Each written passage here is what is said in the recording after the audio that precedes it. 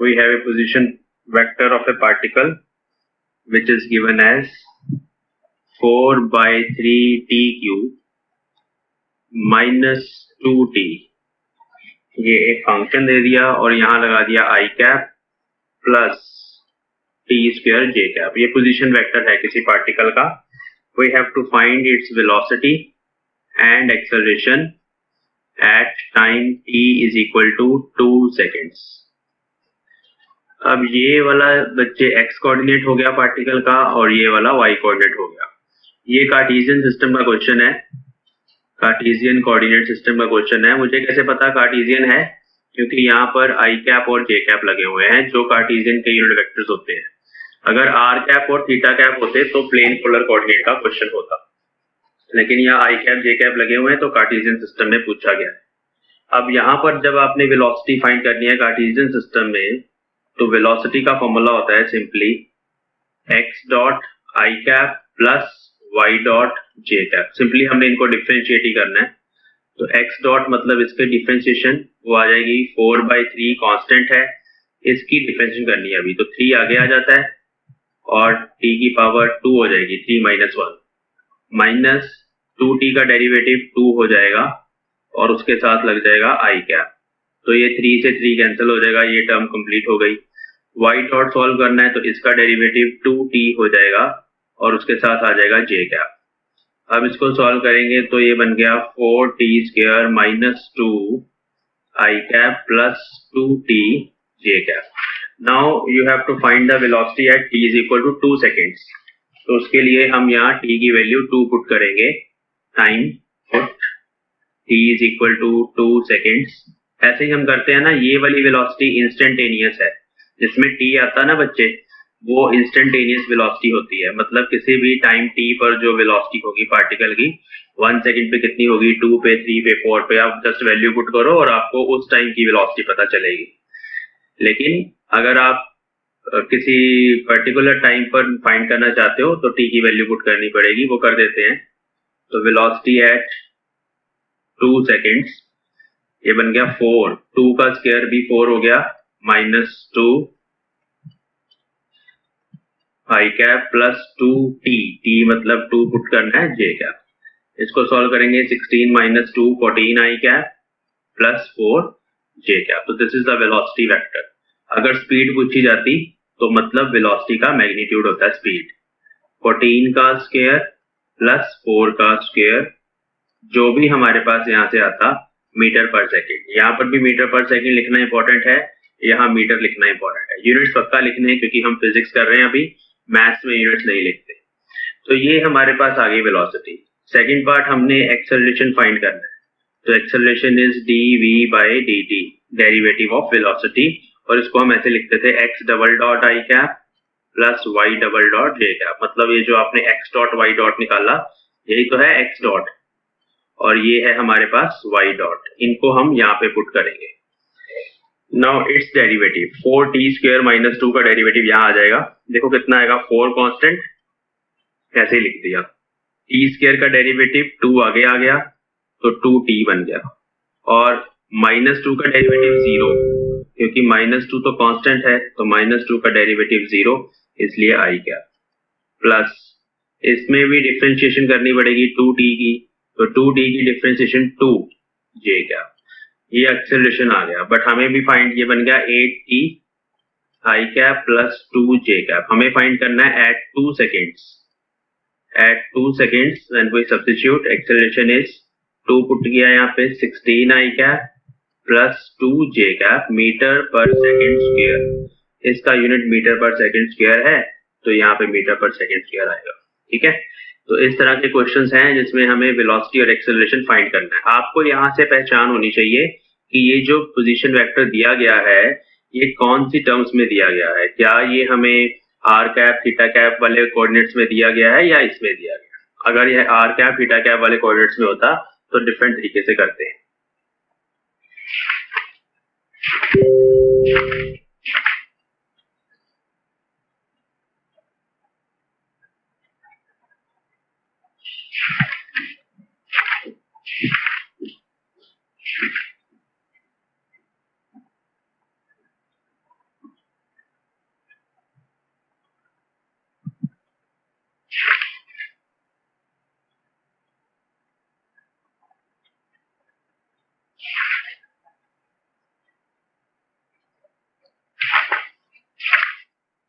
Next question देखते हैं सही।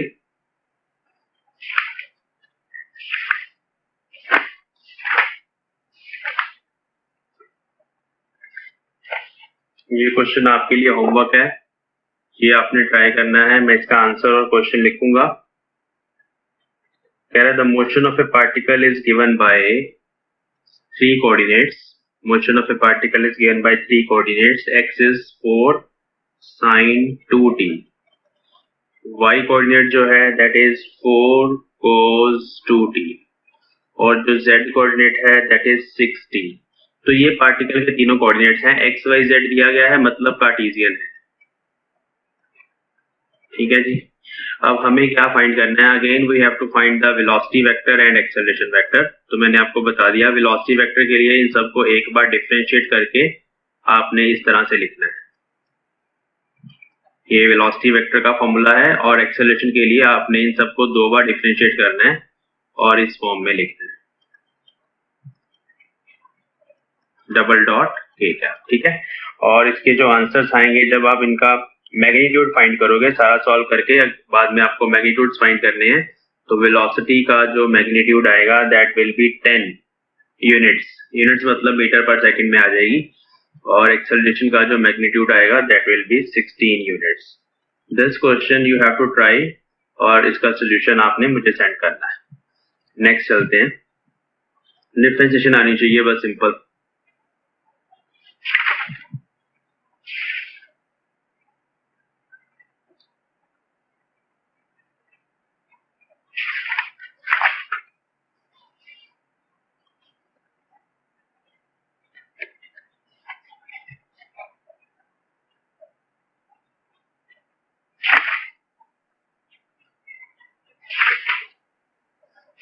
प्लेन पोलर कोऑर्डिनेट्स हो गए। Now we will talk about the spherical polar coordinate system and its unit vectors, कि वो कौन से होते हैं और क्या इनके रिलेशंस होते हैं।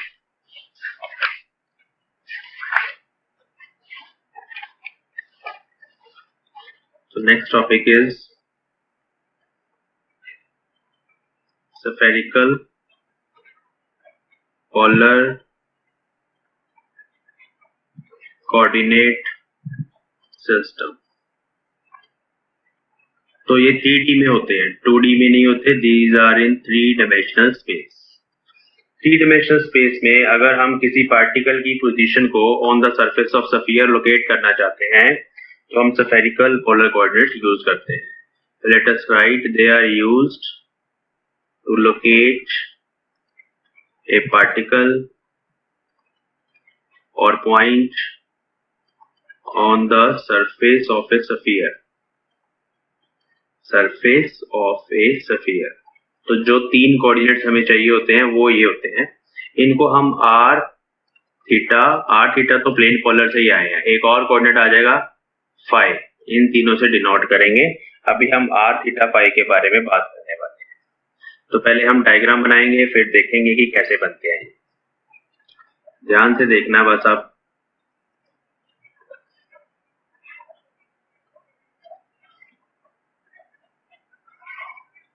जैसे एक्स वाई जेड मैं कंसिडर करूंगा, हमेशा वैसे ही कंसिडर करते हैं। This is X axis, this is Y axis, this is Z axis. In this case X Y Z ऐसे रहेगा। एक्स के अलोंग हमारे पास आई कैप यूनिट वेक्टर होता है, वो वैसे ही रहेगा। वाई के अलोंग जे कैप होता है और जेड के अलोंग हमारे पास के कैप यूनिट वेक्टर होता है। ये कार्टेशियन के यूनिट वेक्टर्स हैं। ये ओरिजिन है हमारे पास। अब हमें सबसे पहले एक प्लेन में पार्टिकल को लोकेट करना है, प्लेन के बाद हम स्पेस में आएंगे। ठीक है। तो जो r है हमारे पास वो पार्टिकल की डायरेक्ट लोकेशन है, पोजीशन वेक्टर। तो ये पार्टिकल है, मान लो ओरिजिन से हम इस तरह से रेडियली आउटवर्ड, ओरिजिन से ऐसे हम एक लाइन ड्रॉ करेंगे लाइक दिस। ओरिजिन से ऐसे वेक्टर ड्रॉ करेंगे, दिस इज r वेक्टर। ठीक है। हाँ जी बच्चों, तो ये वो पार्टिकल है जिसको हमने लोकेट करना है। तो एक तो हम यहाँ ओरिजिन से एक स्ट्रेट लाइन खींच के पोजीशन वेक्टर आर वेक्टर बना देते हैं। तो ये जो फर्स्ट कोऑर्डिनेट होगा पॉइंट पी का, that is R. Point P का फर्स्ट कोऑर्डिनेट आर लिख दिया मैंने। ठीक है। तो इस आर के बारे में बात करते हैं। इसको क्या बोलते हैं? आर को बोला जाता है radial distance. R is called radial distance. ये फर्स्ट कोऑर्डिनेट होगा स्फेरिकल पोलर कोऑर्डिनेट सिस्टम में रेडियल डिस्टेंस। आर की डायरेक्शन भी होगी, तो आर की डायरेक्शन आर कैप जो है रेडियली आउटवर्ड जैसे हमें पता है, तो R cap is unit vector along R vector. ठीक है, तो ऐसे जैसे रीजन से बाहर की तरफ ड्रॉ करेंगे उसी डायरेक्शन में आर कैप हमारे पास होगा। This is the first coordinate to locate this particle. अब ये जो है डिस्टेंस, ये किसी भी जगह 3D में घुमाएंगे डिस्टेंस तो सेम रहेगा, तो अकेले आर से हमें मतलब पार्टिकल की पोजीशन पता नहीं चल सकती। दूसरा कोऑर्डिनेट होता है जेड एक्सिस के साथ एंगल। तो जेड एक्सिस के साथ जो एंगल है यहाँ बनाएंगे, जेड एक्सिस के साथ जो एंगल है this angle, this is called theta. इस केस में थीटा जेड एक्सिस के साथ है स्फेरिकल पोलर कोऑर्डिनेट सिस्टम में। प्लेन पोलर में हम एक्स के साथ बना के काम चलाते हैं, यहाँ पर थीटा जो है याद रखना है जेड एक्सिस के साथ हमारे पास एंगल है। तो theta is called, theta is another coordinate, theta भी हमें चाहिए होगा, इसकी मतलब ये कितना एंगल बना रहा है जेड के साथ वो भी हमें चाहिए होगा, वो सेकंड कोऑर्डिनेट होगा इसको लोकेट करने के लिए। और जो थीटा है उसको बोला जाता है जेनिथ एंगल, जेनिथ एंगल और पोलर एंगल। अगर इसको डिफाइन करना हो व्हाट इज जेनिथ एंगल, तो it is the angle made by the radial distance और radial vector OP vector with Z axis. तो मैं यहां लिख देता हूं angle between OP vector, OP vector ये वाला है बच्चे, ये डायरेक्शन है OP वेक्टर की, और ये Z है। तो Z और OP में जो हमारे पास एंगल होता है दैट इज थीटा। और थीटा की डायरेक्शन में हमारे पास थीटा कैप रहेगा इस केस में। तो जैसे देखो मैंने थीटा जेड के साथ बनाया, तो जो थीटा कैप है वो भी इसके अलोंग इस डायरेक्शन में चलेगा, यहाँ पे थीटा कैप ऐसे चलेगा, रहेगा आर के परपेंडिकुलर, बट क्योंकि ये जेड के साथ है तो सेम इसी डायरेक्शन में हमारे पास थीटा कैप रहेगा। तो ये दो चीजें हमें पता चल गई। अब थर्ड जो कोऑर्डिनेट है वो कैसे फाइंड करना है, उसको फाइंड करने के लिए हम यहाँ से एक परपेंडिकुलर फेंकेंगे, perpendicular on the X Y plane. ये परपेंडिकुलर इस प्लेन पे, ये नीचे एक प्लेन है पूरा, मैं बना के दिखाता हूँ, this is called X Y plane. ये नीचे वाला प्लेन जो है ये एक्स वाई प्लेन है। जहां पर भी वो परपेंडिकुलर गिरा एक्स वाई प्लेन के ऊपर जाके ओरिजिन से लेके वहां तक एक और लाइन खींची जाएगी, एक और वेक्टर खींचा जाएगा, उसको हम ऐसे ड्रॉ करेंगे। ये मान लो n पॉइंट है, तो ओरिजिन से लेके यहाँ पर ऐसे एक लाइन खींची जाएगी ON वेक्टर। ये जो ON वेक्टर है उसकी डायरेक्शन इस तरफ है, बाहर की तरफ, ऐसे बाहर की तरफ डायरेक्शन है। ON वेक्टर का एंगल x एक्सिस के साथ इज द नेक्स्ट कोऑर्डिनेट। ठीक है, नेक्स्ट कोऑर्डिनेट जो है वो ये वाला एंगल होगा x एक्सिस के साथ ON वेक्टर का एंगल, उसको फाई बोल देंगे। तो ये जो फाई है that is this phi, phi is called azimuthal angle. Azimuthal angle मैं लिख दूं यहाँ पे,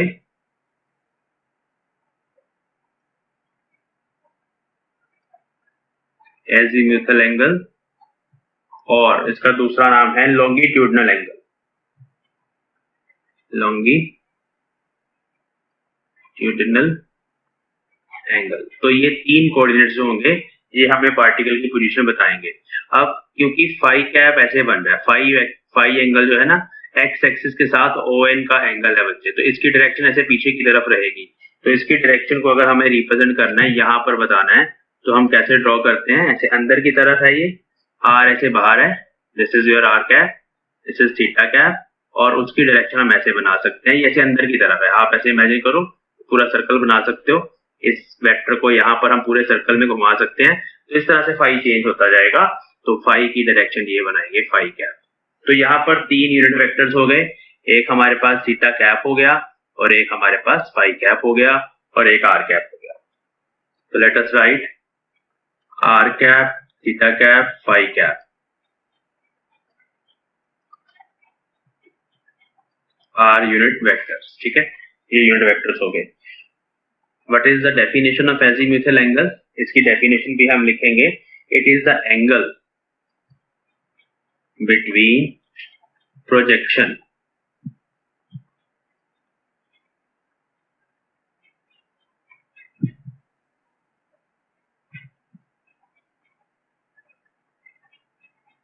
ऐसे लिखते हैं, angle which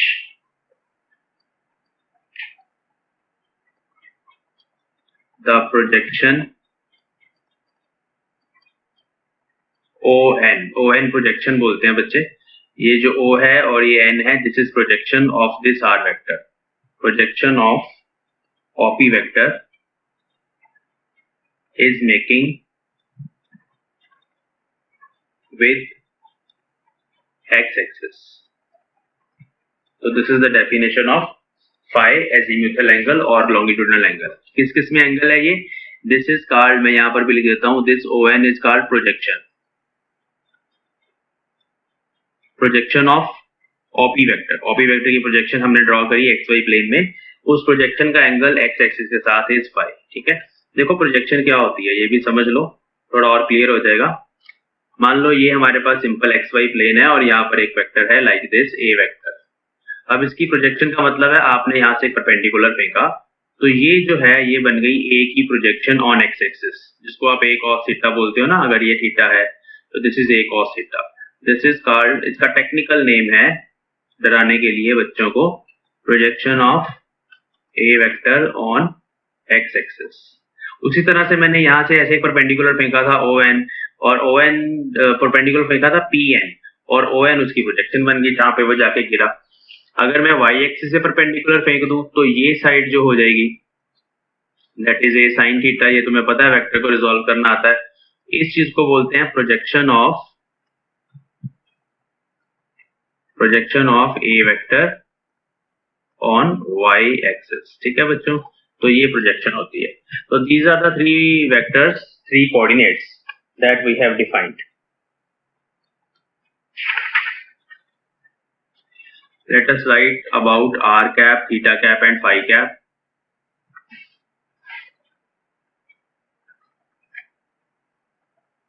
R cap, theta cap and phi cap. These are the unit vectors. कैसे बोलेंगे? देखो r cap is along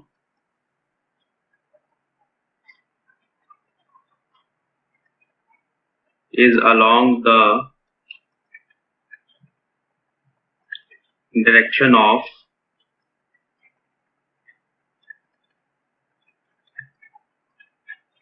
increasing r. जिधर r बढ़ेगा ना उसके along r cap होता है. जैसे अभी यहाँ P पॉइंट लगाया था, ये ओरिजिन था, ऐसे वेक्टर बनाया था R वेक्टर, और मैंने बोला R कैप उसके अलॉन्ग है जिधर R इंक्रीज हो रहा है.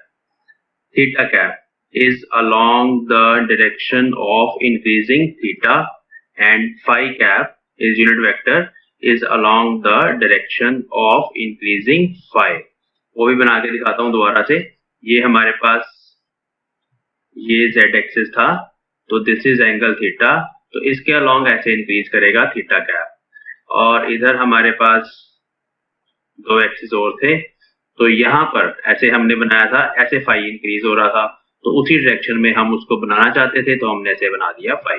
जिधर ये बढ़ रहा है उसी डायरेक्शन में ऑलमोस्ट हम इसको शो करेंगे. तो ये तीन जो कोऑर्डिनेट्स हैं अभी हमने इनमें रिलेशन फाइंड करनी है. ठीक है, हमें इनको एक्सप्रेस करना है, पोजीशन वेक्टर को एक्सप्रेस करना है in terms of I cap, J cap, K cap. Relations between हमें क्या करना है, R थीटा फाई जिनको अभी हमने डिफाइन किया, उनकी रिलेशन फाइंड करनी है with X, Y and Z. जैसे कि आपको पता है कि अगर हम कार्टेशियन सिस्टम की बात करें तो सेम पॉइंट के तीन कोऑर्डिनेट्स X, Y, Z भी हैं अकॉर्डिंग टू कार्टेशियन सिस्टम. तो हमें पता है कि कार्टेशियन सिस्टम में अगर हम इस पोजीशन वेक्टर को लिखना चाहते हैं R वेक्टर को, तो बड़ी आसानी से लिख लेते हैं हम ऐसे x I cap plus y j cap plus z k cap, ऐसे लिख लिया करते हैं. तो that is easy to write. अभी हमें बताना है कि ये जो x है वो r थीटा और फाई के साथ कैसे रिलेट करता है, ये जो y है इसकी क्या रिलेशन है और z की क्या रिलेशन है, ताकि अगर हमें r थीटा फाई पता हो तो हम x y z निकाल पाए, x y z पता हो तो हम r थीटा फाई निकाल पाए. तो ये रिलेशंस बच्चों हमें ड्राइव करनी है. तो बहुत इजी है, x फाइंड करना है. सबसे पहले x क्या होता है, ध्यान से देखें इस डायग्राम को.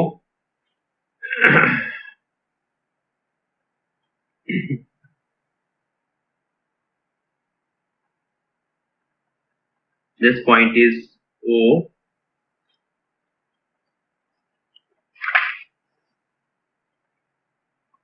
ये n है ना हमारा। कि अब हम क्या करेंगे, देखो ये हमारा पार्टिकल था r थीटा फाई हमने डिफाइन कर लिया। यहाँ से एक परपेंडिकुलर फेंका pn जो है परपेंडिकुलर जहां पे जाके स्ट्राइक किया, वहां से हमने ON ड्रॉ कर लिया। ON इस r वेक्टर की प्रोजेक्शन है ऑन द xy प्लेन। अब हमें देखना है कि ये जो ON है ये x एक्सिस को और y एक्सिस को कहां कहां पे काटेगा।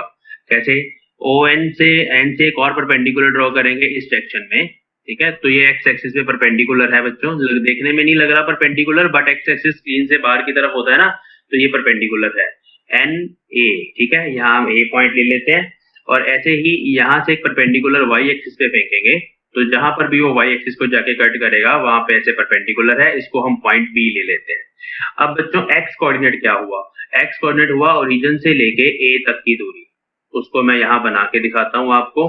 दिस इज एक्स कोऑर्डिनेट, ऐसे इस एक्स को हमें एक्सप्रेस करना है आर थीटा फाई में। वाई कोऑर्डिनेट क्या हुआ, यहां से लेके बी तक की दूरी, ये वाई कोऑर्डिनेट होता है पार्टिकल का 3D में। और जेड कोऑर्डिनेट क्या हुआ, जेड हुआ जहां पर भी ये जेड एक्सिस पे जाके परपेंडिकुलर गिरेगा, that will B Z. NP, ये जो एनपी है या यहां से परपेंडिकुलर बना लो, तो this is your Z axis, this is Z, ठीक है। ऐसे यहां से लेके यहां तक, तो ये एक्स वाई जेड है और आर थीटा फाई भी हमें पता है, तो रिलेशन लिखते हैं। देखो फ्रॉम ट्रायंगल, ध्यान से ट्रायंगल देखते जाना जो मैं बोलूंगा। ओ A N, O A N, ठीक है। इसको मैं दोबारा बना रहा हूं, राइट एंगल ट्रायंगल है, ध्यान से देखना। ये ओ पॉइंट है, ये ए पॉइंट है। ओ से ए तक की दूरी एक्स थी, मैंने भी एक्स बना दी। ए से लेके एन तक परपेंडिकुलर है, मैंने भी ए से लेके एन तक परपेंडिकुलर बना दिया, ये ए एन, ठीक है। N A perpendicular. और ओ से लेके एन तक हाइपोटेन्यूज है, ओ से लेके एन तक हमने हाइपोटेन्यूज बना दिया। और इसको हम फाइंड करेंगे अभी। ये एक्स है, थीटा एंगल कौन सा है, देखो ट्रायंगल लिया था हमने ओ ए एन, इसमें ये एंगल जो है फाई है, तो मैंने इसको फाई लिख दिया सिंपली। तो यहां से बच्चों हमें फाइंड करना है एक्स,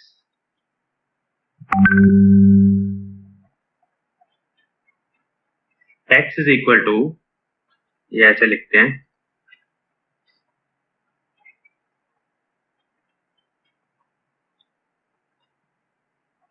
इसको रो मान लेते हैं, ये सिंबल एक रो मान लेते हैं आसान करने के लिए। तो let us write X by rho is equal to cos phi. ये क्या हुआ, base upon hypotenuse is cos of theta, X वहां से निकल गया rho cos phi, equation number 1, ठीक है जी। अब मुझे y निकालना है, तो ध्यान से देखो y कैसे निकलेगा, o से लेके b तक y है, तो सेम ट्रायंगल में a से लेके n तक बिल्कुल y के बराबर है, ये पैरेललोग्राम बन रहा है नीचे ना, तो OB is equal to AN। तो again we will find AN from same triangle, from same triangle OAN, AN is actually y coordinate, ठीक है। तो हम पहले AN फाइंड कर लेते हैं। AN ये है परपेंडिकुलर, तो perpendicular upon hypotenuse is sine phi. AN हमें फाइंड करना है, तो AN is ON sine phi. ON को मैंने रो बोल लिया था ऐसे सिंप्लीफाई करने के लिए, रो साइन फाई। तो दिस इज योर AN, और AN y के बराबर है। तो दो इक्वेशन हमें ये मिली x और y की।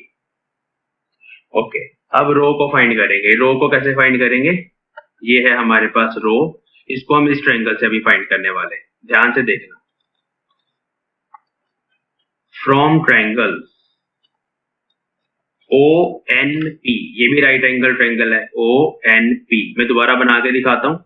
O से लेके N तक आपके पास ये ON आ गया, ठीक है। P से N तक परपेंडिकुलर फेंका था, तो ये PN आ गया, P से लेके N तक। और ये जो OP है ये हाइपोटेन्यूज है, OP जो R के बराबर है।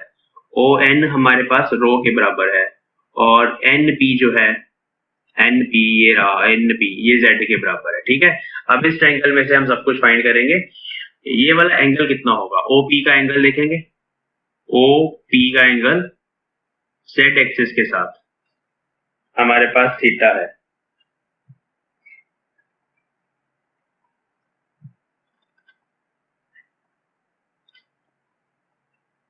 NP z के परपेंडिकुलर है, अगर ये एंगल थीटा हुआ तो ये भी थीटा होगा। ध्यान से देख लो, ये z बन गया ना यहाँ पे ऑल्टरनेटिव एंगल्स, ये एंगल थीटा था तो ये भी थीटा होगा।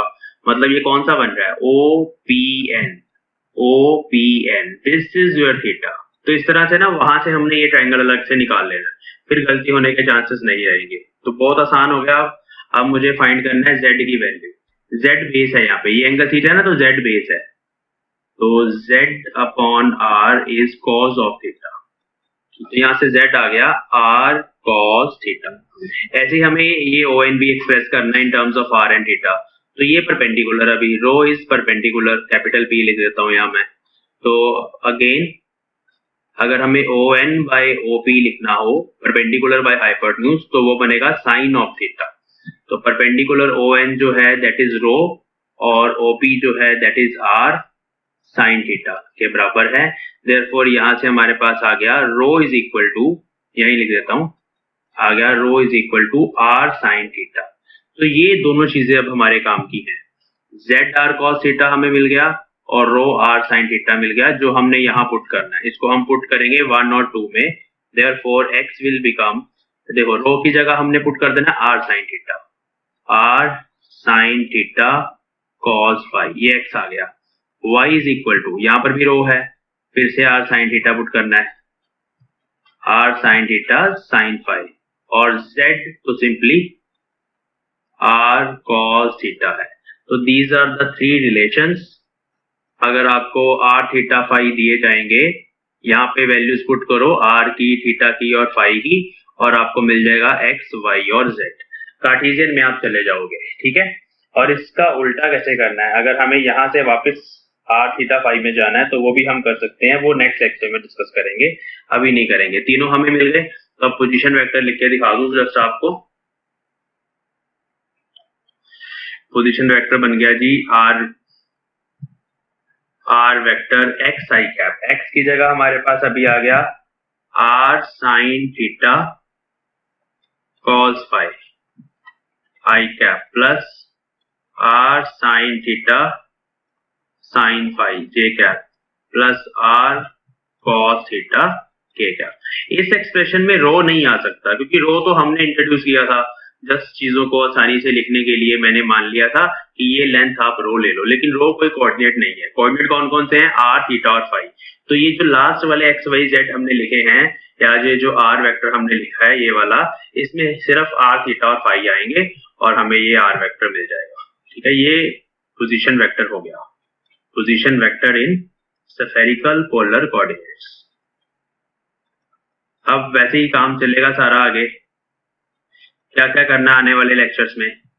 तो नेक्स्ट क्लासेस में हम देखेंगे expression for r cap, theta cap, phi cap, ये यूनिट वेक्टर्स निकालेंगे। फिर हम वेलोसिटी फाइंड करेंगे, एक्सेलरेशन फाइंड करेंगे इन स्फेरिकल पोलर कोऑर्डिनेट्स। तो नेक्स्ट क्लास में हम ये देखेंगे।